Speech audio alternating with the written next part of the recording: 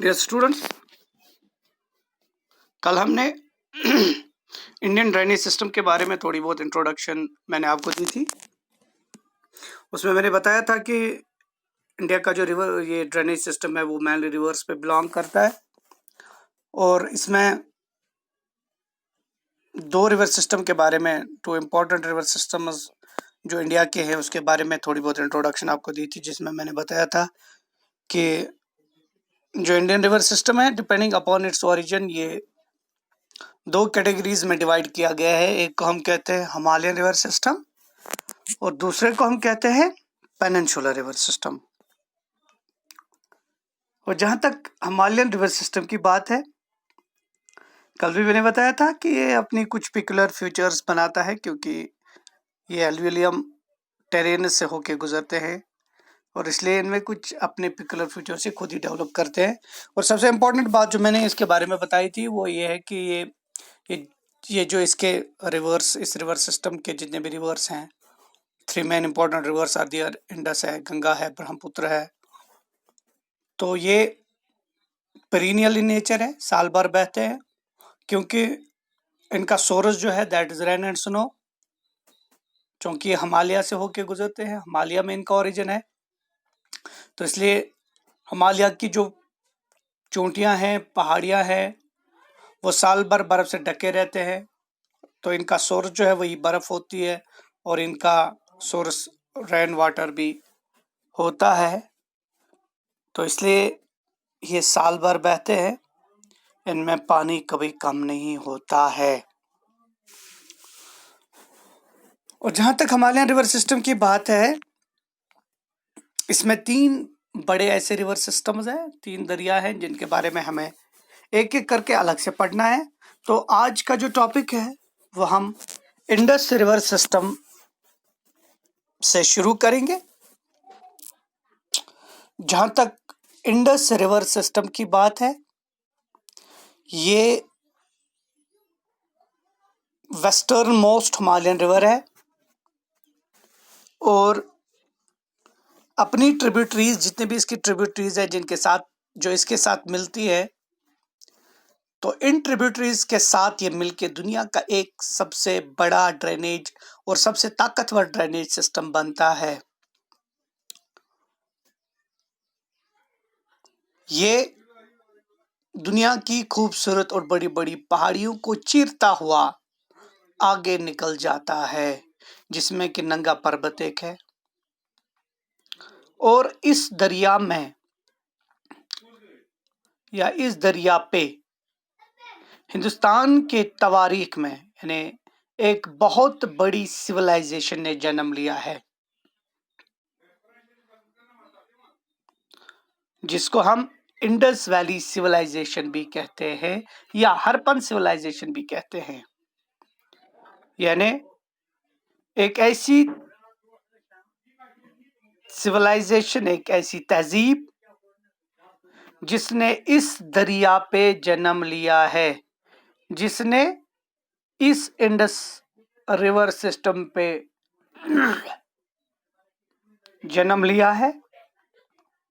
और जहां तक इस रिवर सिस्टम, इंडस रिवर के ओरिजिन की बात है, अगर हम इसकी ओरिजिन की बात करेंगे तो इसका ओरिजिन जो है दैट इज मानसरोवर लेक। यानी ये दरिया, इंडस दरिया जो है,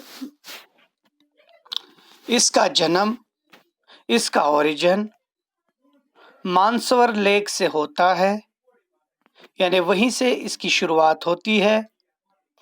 इंडस दरिया मानसरोवर लेक से शुरू होता है, जो लेक, जो झील कैलाश रेंज के ग्लेशियर्स में पाया जाता है और जिसका अल्टीट्यूड तकरीबन 5180 मीटर पे है। और ये दरिया लद्दाख, बल्तिस्तान, गिलगित और आखिर पर अटोक से होके गुजरता है।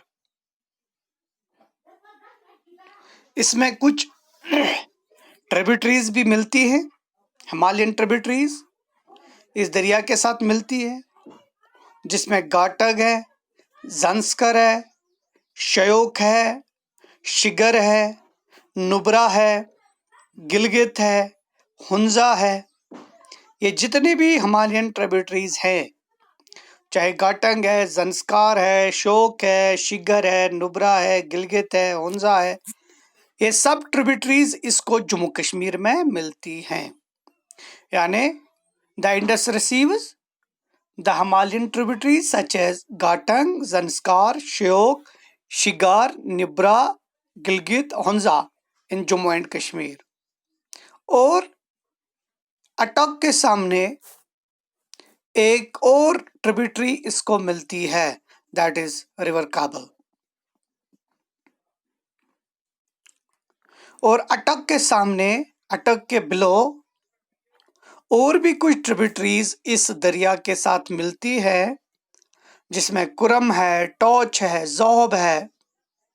ये जितने भी ट्रिब्यूटरीज हैं, ये सब मिलके इंडस के साथ एक बहुत दुनिया का एक बहुत बड़ा और ताकतवर ड्रेनेज सिस्टम बनाते हैं।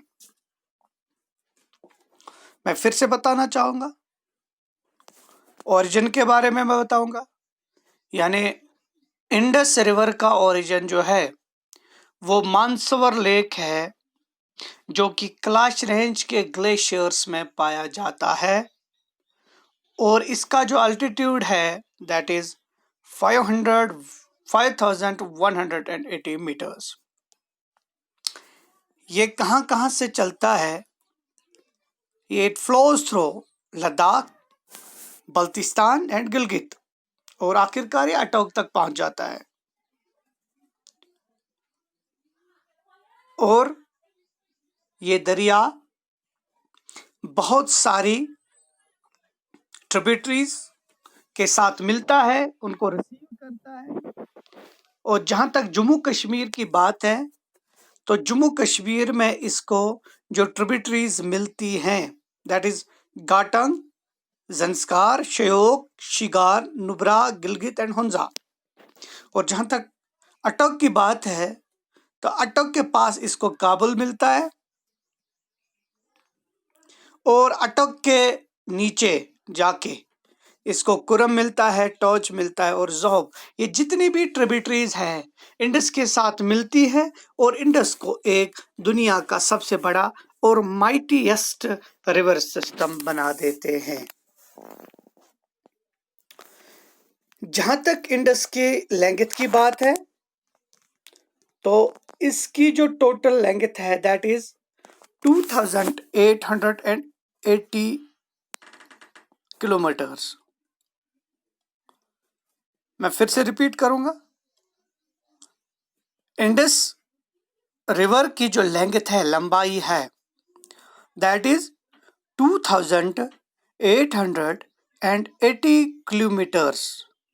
और इसमें से out of that 2880 kilometres only 709 kilometres lies in the Indian territory.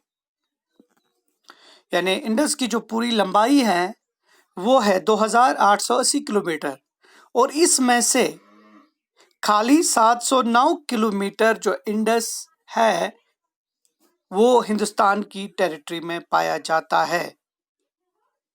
और जहां तक इसके कैचमेंट एरिया की बात है,